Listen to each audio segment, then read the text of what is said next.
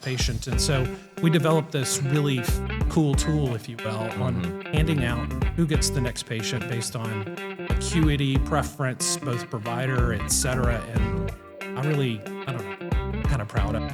I think you have to listen to the people that are on the ground floor. Yeah. You know, I think when we think about EHRs, quite a ham-fisted rollout, right? Welcome, everybody, to System Logic Podcast. I'm your host, Jason Lee. I am honored to be joined today by Dr. Eric Wascome from FMOLHS. That's right. Yeah, you got it. We've shortened it. It's FMOL Health. There you go. There you go. And so Dr. Wascome is a board-certified internist and clinical informaticist. You spent over, 2 decades navigating the front lines of patient care, as well as simultaneously re-architecting digital health and the systems that support it. You're a key leader at your organization and amongst other physicians in bridging the gap between clinical care and intent and the technical execution piece. Dr. Wascome, thank you so much for joining us here. Well, thank you for having me. Appreciate it.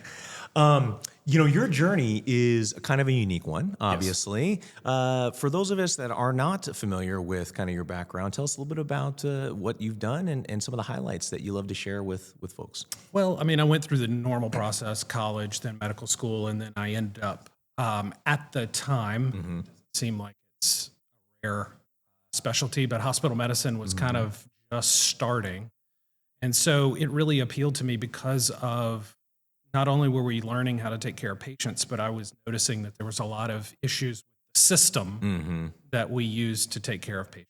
And so hospital medicine really attracted me because we're not only focused on patient care, but we're also focused on the systems that take care of patients when it comes to the hospital as a whole. And so I went into hospital medicine full bore, ended up finding a really great job in my hometown. Okay. I was reading this is kind of what hospital medicine groups that are real well run, this is what they should look like. Yeah. And so ended up finding a group that was kind of on the forefront of things within Baton Rouge, my hometown. I was like, oh, this is kismet. Yeah. So long story short, this is where I started my practice. When you start working on systems, data becomes just, we got to have data. Like, of course. What are we doing? And so that started my journey, really picking up some skills that I had early on. When I started college, I was thinking, maybe I want to do computer science. Yep. This data thing starts to and I really get back into data, informatics, looking at all of that. So I ended up really focusing on that information side of things, and then became board certified in informatics. And then the journey there was, as we went live with Epic and our EHR was changing, I wanted to make sure that I was able to get access to some of that data. So I've taken on just gradual more roles with the information systems that we have, which has then led to, we use a lot of this information systems to figure out compensation. And somebody said, hey, why don't you start taking some compensation stuff on? So here I am. Yeah, you're kind of like you're like one of those Bayou Bengals getting a first round pick to go to the Saints area. You got to work in your hometown. And, that's right. Well, that kind of journey is fairly unique, right? I mean, more and more physicians are doing some leadership piece, but the technology, the informatics piece is definitely unique. As you thought about, the use and the aggregation of data over the years, where have you found the most value so far over time to having access to that data? Well, I really think it really, if it isn't measured, a lot of times it's hard to find value in the things. And so there's the adage, if it's not measured, it's not managed. And so I really feel like when you start to shine a light on things and you develop a partnership, when you're developing a metric, that's really where the big wins come from. Yeah.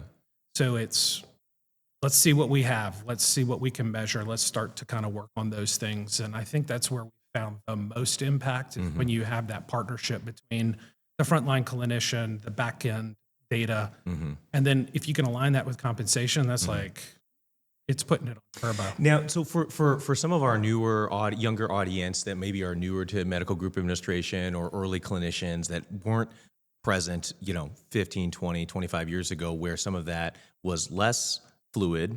Tell us a little bit about how the differences today might contrast with, the late 90s and early 2000s as you're talking about some of the handoffs, you're talking about some of the specialty communication, those sorts of things where data wasn't as widely present and widely available. It's a lot of times no data. Yeah. So, I mean, a lot of times when we talk about early data, we're really just talking about billing. I mean, that's really all you had. So you would be dropping bills, and then you were just trying to extract information from basically RVUs, which we still use today. Sure, but there were, you're just really trying to extract what few things that were measured.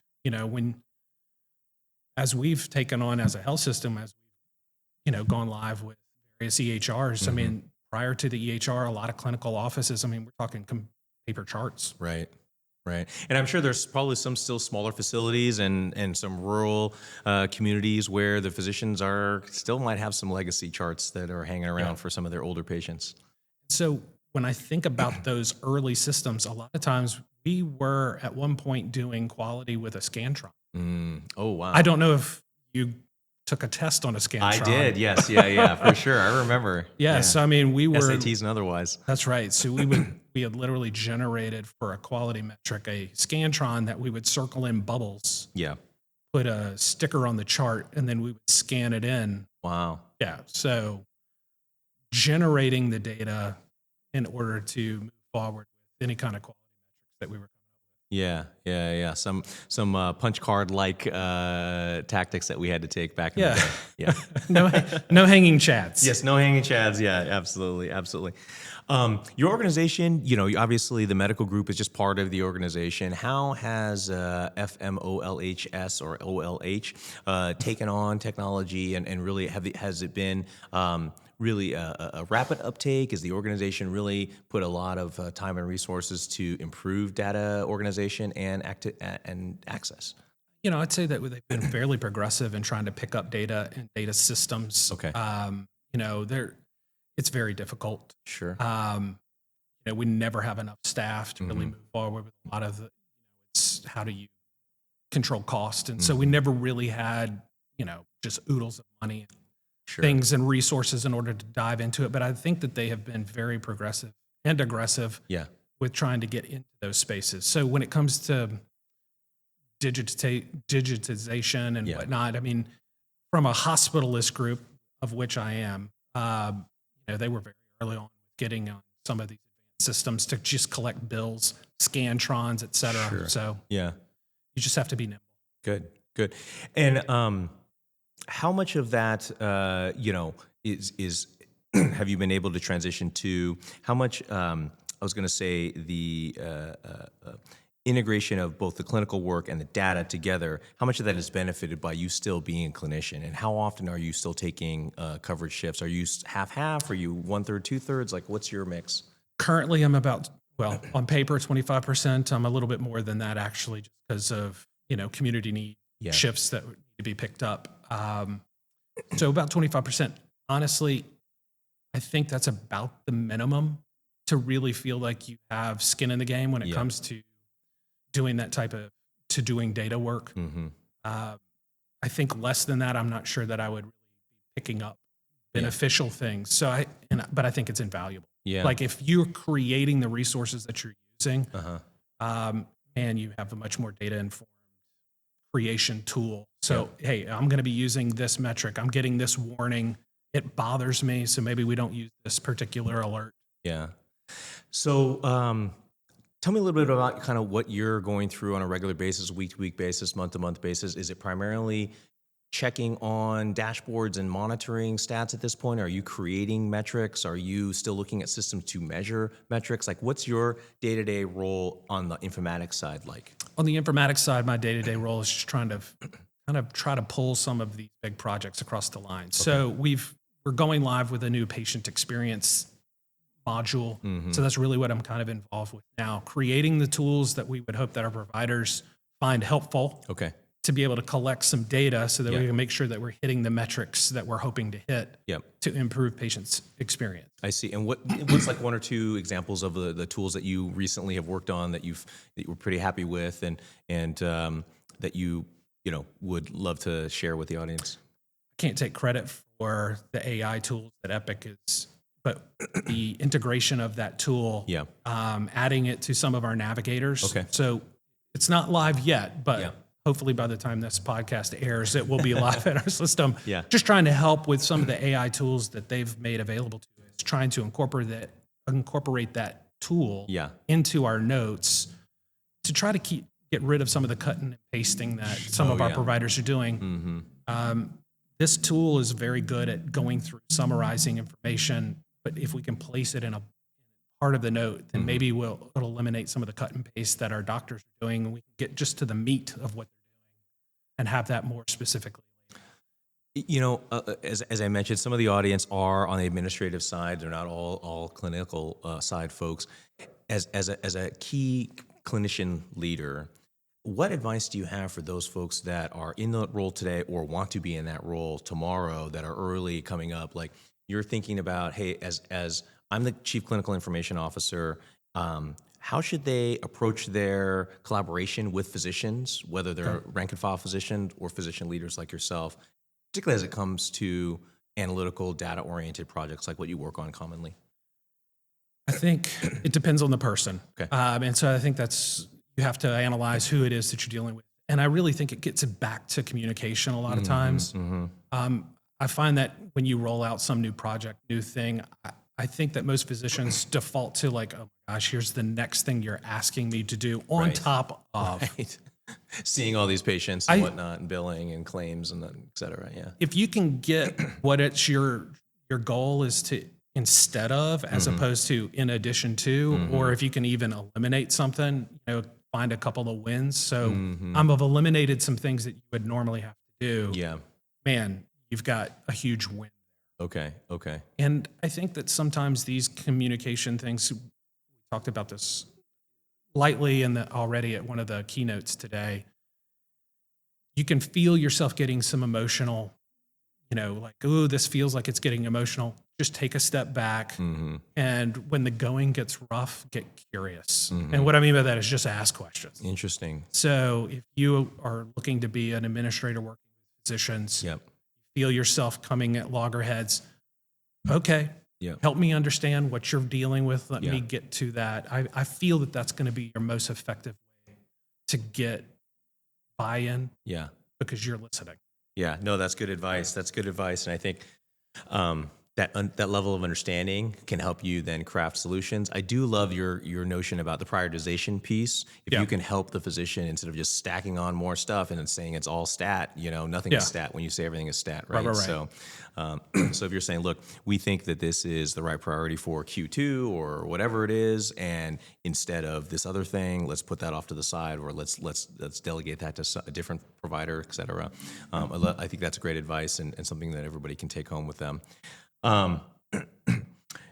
What other ways are you seeing or are you talking with providers, particularly in your organization, about how technology is changing their day-to-day? Certainly we talked a little bit about the AI piece, the scribe piece that I think is becoming much more pervasive.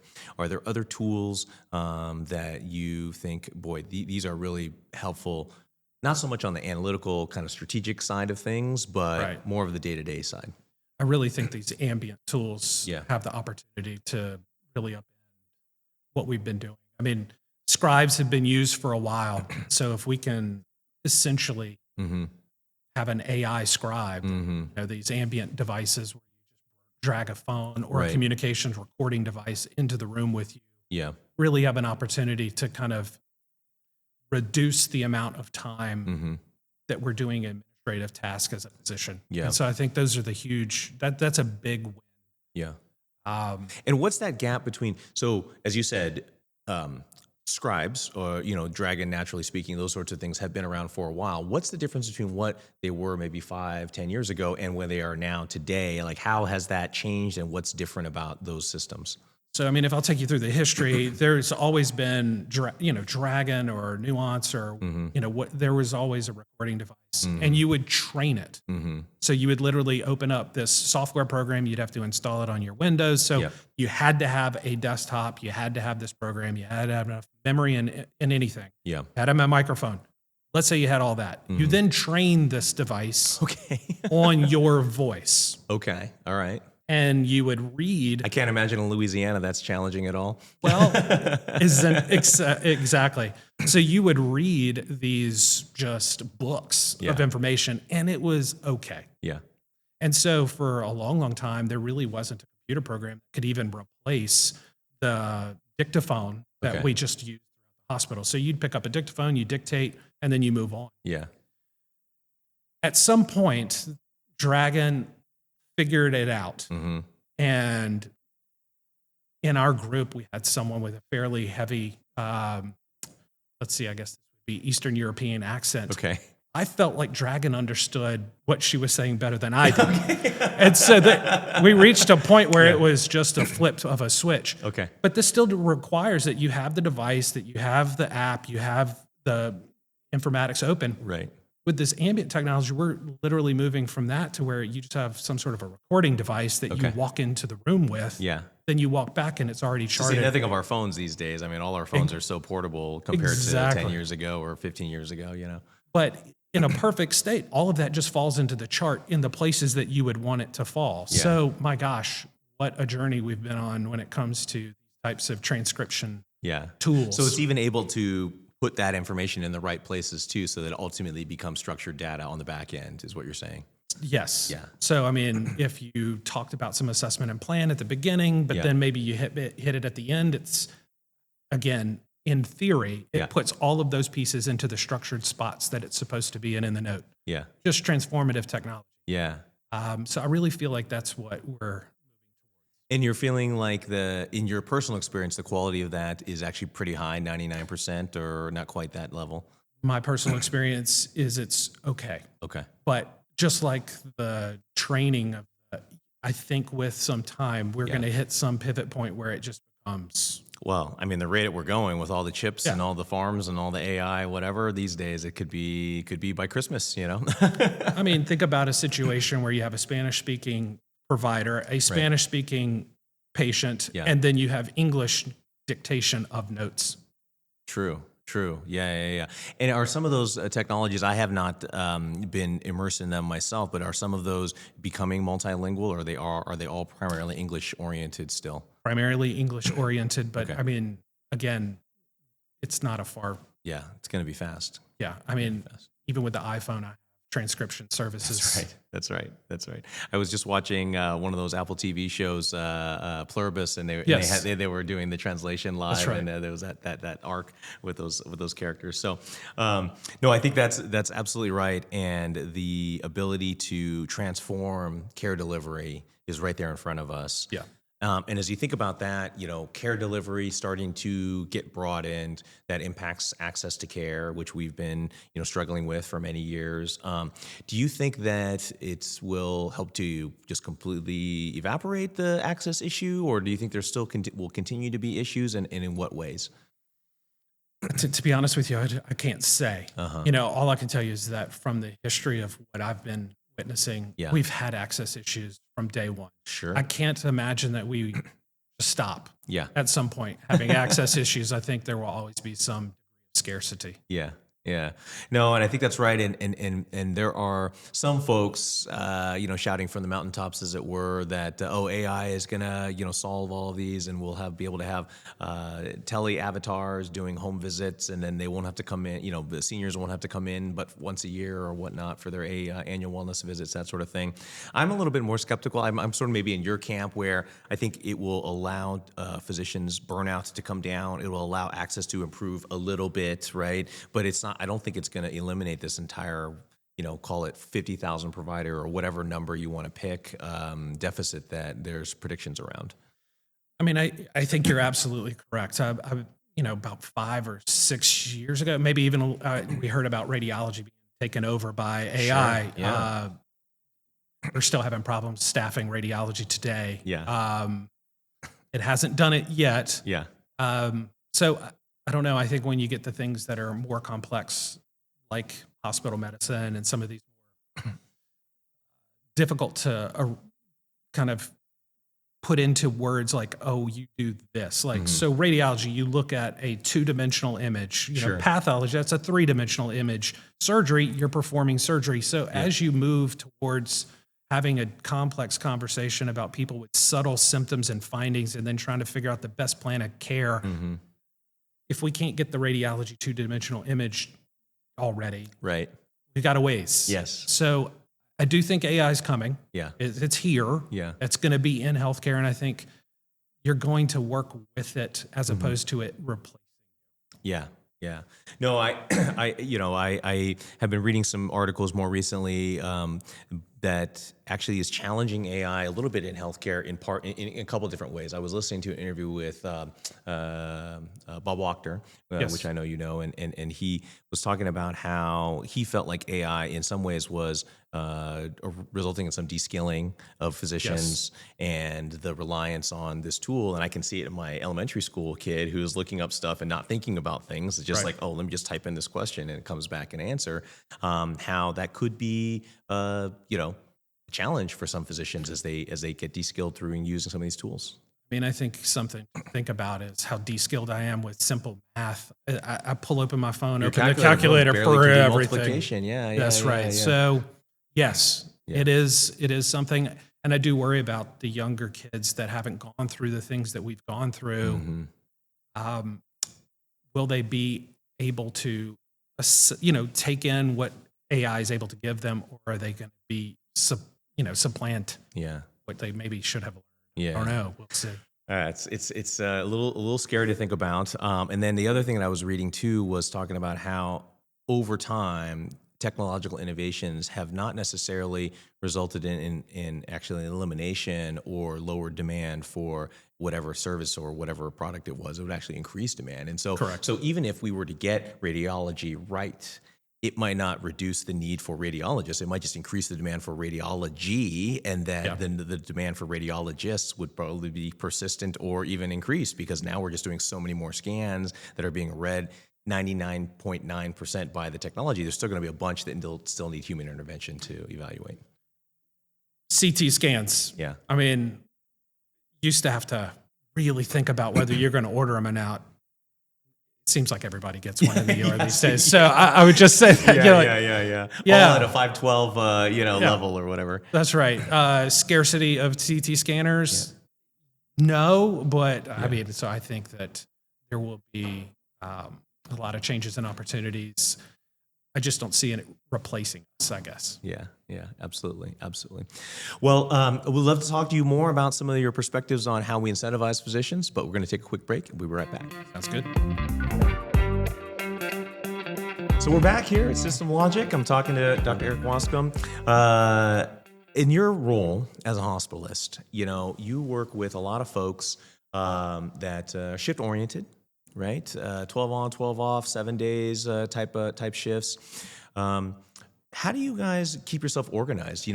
Folks that aren't familiar with hospitalist work, tell us a little bit about what that is like, and then how you have really changed some of the workflow at your facilities. Gotcha. So I would tell you that we have tried to do is to take some of the cognitive load off of our providers and find people that maybe could do some of that work for us. Okay. And so whether that's putting the list together in the morning, handling the pager, I think that's a very common complaint. So we said, hey, during Katrina, we realized that we didn't have access to lots of phones and everything else. And so we just said, we're going to centralize all of the inputs. So anybody that needed to come into the service, we're going to have it go to this one phone. And we ended up creating a clinical position called the Patient Throughput Specialist. Okay.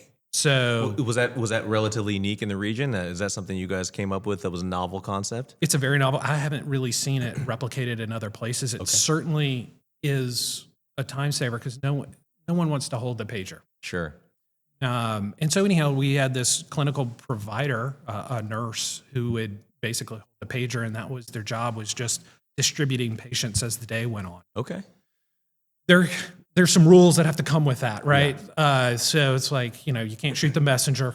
Right. Realize that this is a thankless job. Yeah. And so, there's various things, and that's just dealing with the humanity of having someone that's now responsible for giving you additional work. Mm-hmm. What we realized was that at nighttime and then during the daytime, there were maybe some things that we could do to kind of figure out or even out the load. Mm-hmm. And so what we realized was that, it's like, who's getting the next patient? So Okay. in regards to nighttime coverage, we had this person during the day that was handing out the patients, honestly, round robin. So, like 1, 2, 3, 1, 2, 3. Uh-huh. But at nighttime, we were trying to load level because we didn't want one service to be 50 patients and one to be 10. Right. And so that's easy, right? The person with 10 patients probably needs a few more. But really, when you're trying to slice the atom, if you will, it's trying to take a look at individual patients. What we realize is that there's a secret sauce, okay, well, this patient's a consult, this patient's an admit, this one is complicated, this one's easy. And so here's a provider that maybe wants to do their own admissions. There's a provider that prefers that someone else does their admissions for them, and just trying to put all that together. We ended up creating some algorithms, kind of before we knew what to call it. It was kind of an AI. I was going to say, you need AI to do some of that matching, So we created a bunch of algorithms, and the amount of things that we added to the algorithm got to be so complicated. And honestly, it was a black box. I had no idea why it was handing out.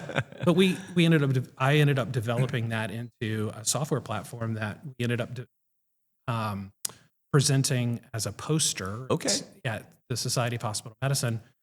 There's an article or so about that. But anyhow, it was really helpful in speeding up the back end process of who gets that next patient. And so we developed this really cool tool, if you will, on handing out who gets the next patient based on acuity, preference, both provider, et cetera. And I don't know, I'm kind of proud of it. Listen, I think anytime you can improve the process and workflow and maintain provider satisfaction at a good level, I'm all for those types of tools, Yep. How does that impact it? Some organizations are pretty flat when it comes to hospitalist incentives and hospitalist compensation, strictly shift, count your shifts, either nights or daytimes or holidays or whatnot, and there's very little variation. Do you guys have a highly variable or fairly modestly variable model for your hospitalist team from an incentive standpoint? From an incentive standpoint, we incentivize most of the compensations coming from the shifts that you work. Count, yeah. We do have some premium pay for various shifts that are difficult. We have something called Save the Day or Save the Night. So if someone gets sick and has to come in and step in, there's some premium pay for that, along with various things. We have hazard pay and some other things. So I would say that from a shift perspective, we have quite a few options there to help the medical directors staff the shifts appropriately. We have some incentives at one of our groups across the system that is based on expectations. Okay. So this is where I would say that most of the data and informatics piece really kind of fits in. They have set expectations for the group. So patient experience is a part of that. Okay. Do you show up to work on time? Is a part of that. Well, those handoffs, you got to make those appropriate and not let the night person linger too long. That's right. Yeah. And so we have a lot of these individual metrics that just become expectations. And then there's opportunities to exceed expectations. And they measure these every 6 months, constantly feeding that information back to the providers. And they use that to put people into tiers. Is this someone that is high quality, or is this a low quality, or, and so they use that to really set what the shift rate is. Right. And they use mostly objective metrics. Okay. And what I would say is kind of process metrics. Yeah. We also have a outcomes piece, which is the incentive metrics that's really tied to some of the things that the hospital is, but maybe the physician doesn't. Like the stay type outcomes, or? Well, we really don't like length of stay. Okay. So we use a different metric called efficiency, which is really kind of a discharge rate. I see. Discharge rate is more attributable to an individual provider. Yeah. And it really does track with length of stay. Okay. So if you have a physician that discharges more than they do follow-ups, then you'll see that their length of stay is also lower. Okay. And so it's a more directly attributable. They have more control over that metric. And so we don't get into this is not Right. attributed to the right person. Right. Or the nurse did this or whatever. Whatever. Yeah. Well, it's like you've done this many follow-ups, you've done this many discharges, and we take a look at that, and it's just a more directly measurable thing. Yeah. Back to the expectation piece, those process metrics, those more directly objectable, measurable things end up going into that comp. So they have a variable. I would say that the comp is quite variable. Yeah. But a lot of it's within their control. Do you think that there are any metrics that you have not implemented that you would like to implement, or do you feel like the model that you have is a good blend of, foundational metrics and a good measure of performance for hospitalists? Certainly, cardiologists, orthopedic surgeons, they all have sort of different things that you need to look at. But for hospitalists, are there one or two metrics that you think, boy, I would love to try to implement this? I would love to have more outcomes-based metrics. Okay. That the providers felt the attribution was good. Yeah. And that they had control over it. I think that's where we struggle. Yeah. And I think that's where most of the conversations... Not just you guys, I mean nationally, yes, of course, this is the challenge. Even if you had infinite amount of data, it's still, the attribution piece would still be a little wonky, I feel like. So I really feel like we have the big ones being measured. Of course, there's always some smaller, maybe niche metric that we would like. But I really think that when it comes down, if you really suck it all back, patient experience has to be one of your metrics, however you measure that. And then I think number two is what we found to be most effective was showing up on time. It is insanely... It's just, if you have people that show up on time, they hit other metrics without having to do too much. Oh, okay. It's a leading metric. It is absolutely a leading metric. Well, I like to tell my kid, if you show up on time, showing up is 80% of life. And so show up on time and you'll get the rest pretty easily. It's insanely good. We went through, said, okay, what makes a good hospitalist? And we started looking at all of these things. And then we started measuring, what can we measure? These are the people we know that are good, just intuitively. These are the metrics that we have. It's insane how the correlation of being on time. Yeah. P-score high. Absolutely. Yes. I like it. Are hospitalists incentivized sufficiently? Do you think that there's good compensation? It seems like you believe that the metrics are fair in the way that you're doing it. Do we have enough dollars to incentivize those folks? I'm not trying to start a specialist war here, but just curious what your thoughts are on the benchmark levels at hospitalists. Yes, I mean, I think that they are, at least at our institutions. I think we have the levers necessary to incentivize the behavior we hope to see. Good. I'm curious, as you guys continue to grow, are there more and more facilities that you guys are incorporating into your system, or are you guys pretty stable right now? We've gone through quite a period of kind of I think we're fairly stable. Yeah. I don't see us looking at other facilities at this point. And it sounds like some of that growth has occurred during your tenure, certainly as a chief informatics officer, and certainly providing care. Integrating and merging groups, that's always a challenge. And some of the things that I love to ask folks about, like what were some of the barriers that came with, and how did you overcome some of those barriers as you integrated groups, both from a cultural standpoint, from a data standpoint, from a technology, compensation standpoint as well? So compensation is difficult. I mean, I think the biggest barrier is just contracts and legacy agreements and arrangements. That's the golden goose. Why are you doing this to me, et cetera? So that's been, from a compensation, that's where we really have struggled. I think from clinical informatics standpoint, it's having everybody on the same platform's fine. Standardization of how we're utilizing that platform has been challenging. And then trusting data. I think that's always, you're bringing me these numbers. I don't believe these are the right numbers. Very common. So I would say that,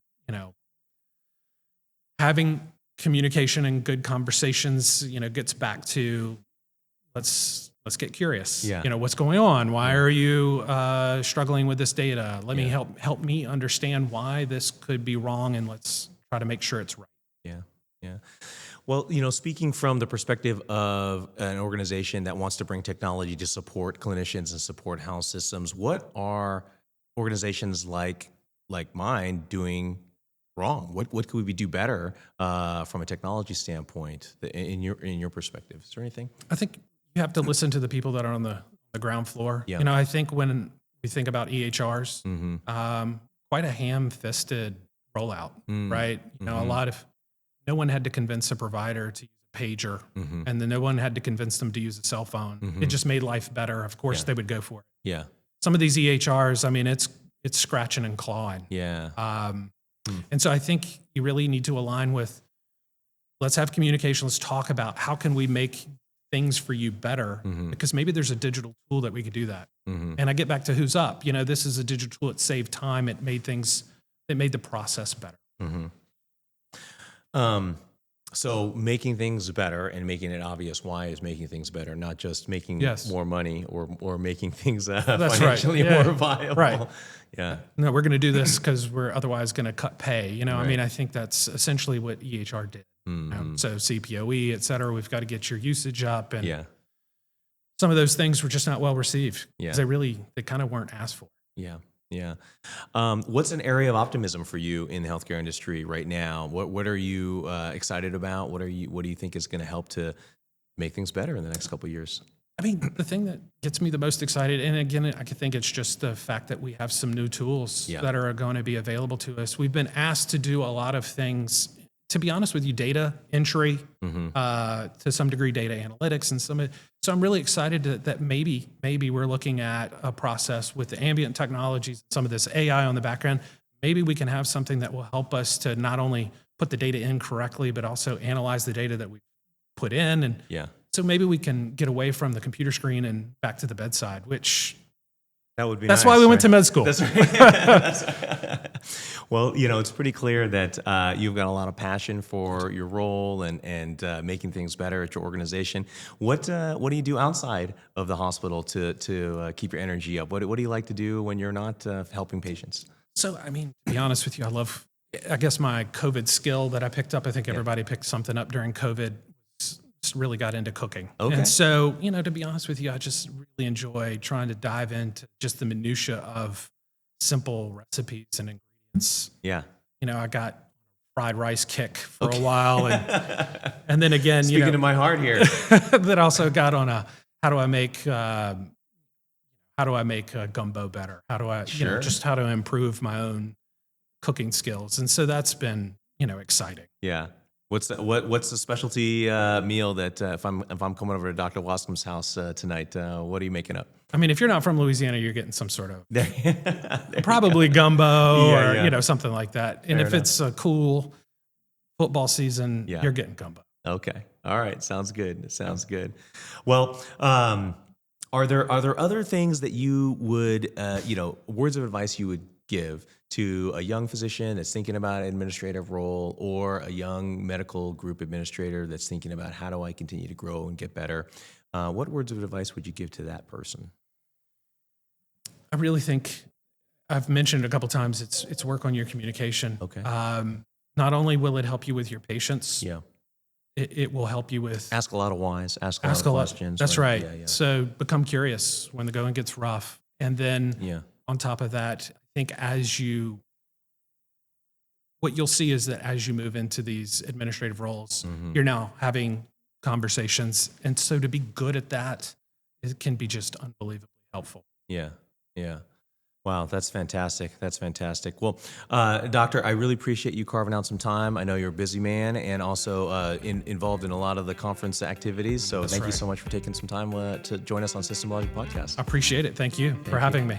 You have a good night. Well, that's another episode of System Logic Podcast. If you'd like to hear more conversations like what we had with Dr. Wascome today, please join us on Apple, Spotify, and YouTube. System Logic Podcast. Until next time, have a great one.